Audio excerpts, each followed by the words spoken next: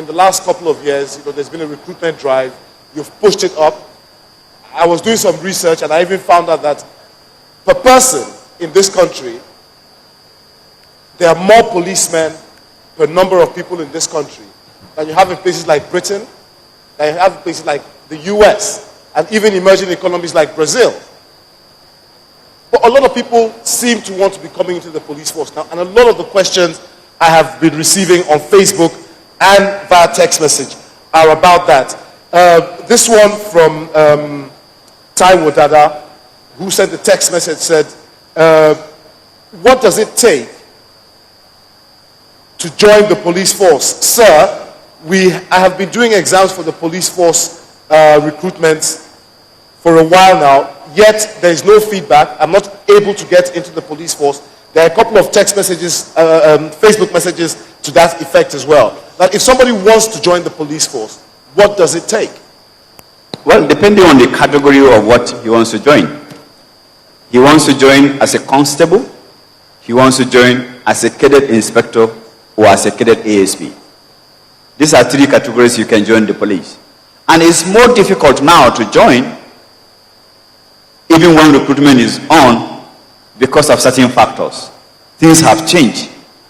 We do a lot of scrutiny to ensure that the bad guys are kept where they're supposed to be kept, and the good guys are the ones that we are bringing into the police service. Because for you to be into the police, you must be a patriotic Nigerian. Somebody who is willing, who is ready to sacrifice his life for the life of one individual to be safe.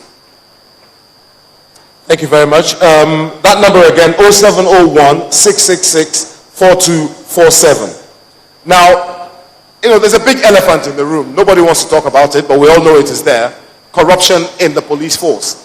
Because I'm sure all of us have, at one time or the other, most of us have at one time or the other been asked to, find something for your brother, at a police checkpoint. There's a text message that has just come in now. He says, he hasn't given his name, but he says, I love the quick response we do get from the police under this new Inspector General of Police. However, there are bad eggs within the force. Now, I'm just going to be very careful here because he actually names a particular DPO in Lagos who has asked him for a bribe. So that's a text message that we've come in now. How are you trying? I think it's unfair sometimes because all of us say the police is corrupt, as if there's no corruption in law, there's no corruption in government or anything, but how are you weeding out these bad eggs, these people who essentially give your organization a bad name? Well, that is why one of the things we did as a management was to remove police roadblock. And I believe removing police roadblock has reduced corruption in the Nigeria police by 80%. Nigerians are here, they can testify to that, because there is no roadblock you are going to pass and anybody will ask you for money. Secondly, corruption. What is corruption? You need to define that. And who is corrupting who? The man who has committed a crime, and I will give you an example. Here is a man who has been found with 5 AK-47 rifles. He is taken to police station. The police detain him. And here is a chief or a wealthy man or an alhaji or a mister or whoever within the same community went to the police station, met unprofessional and unpatriotic police officer. Mark my words. And a corrupt police officer. And tried to give him money to release that man to go back to the community and continue to kill.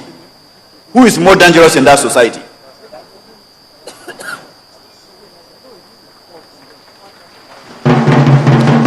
Probably we may find an answer to that. And you listen to His Excellency of what he just said. Here is a community where youth have been kidnapping people. They were arrested, taken to court, And there are people who are celebrating and carrying placards to protect them. But the issue is, most Nigerians want to buy their way out. And I am saying, we are doing our very best to ensure that corruption is reduced in the Nigeria police.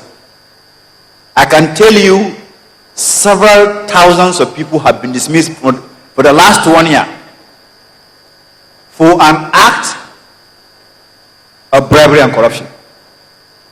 Now, ordinary traffic offense, one way.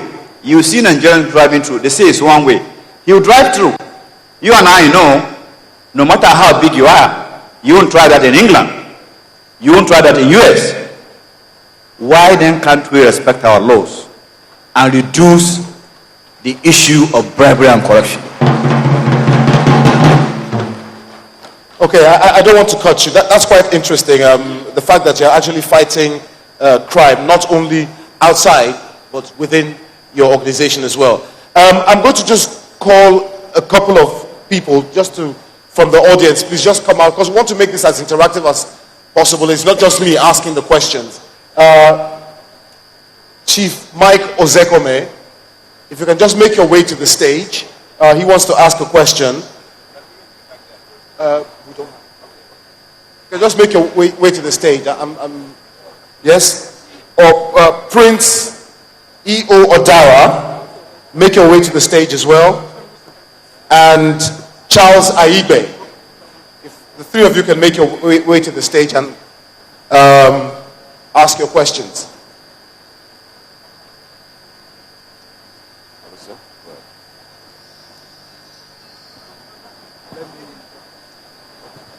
Let me thank my good brother and friend, Dr. Abubakar, the governor of this blessed state. Let me thank his deputy, Dr. Professor Amos Utwama, Senior Advocate of Nigeria, my very good brother and friend. Let me thank the very effective, very efficient Inspector General of Police, so efficient that he was discovered, and from the position of Assistant Inspector General of Police, he was girafed to the position of Inspector General of Police.